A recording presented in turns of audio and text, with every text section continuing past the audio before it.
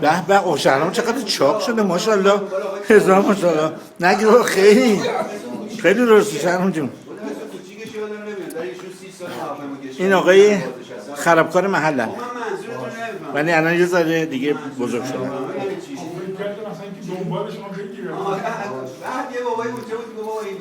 الان این آقایان همه در حال انجام جرم دیگه میشن.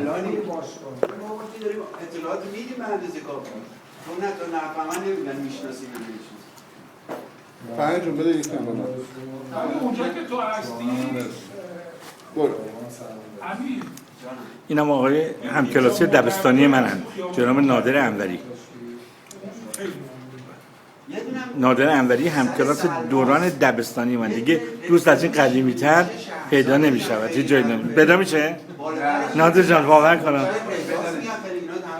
ما هر 6 سال هم کلاس بودیم دیگه، نه؟ نرسه و میدون کلانتری فردوسی همه با هم همکلاس بودن. 7 سالگی تا 13 خیلی ها.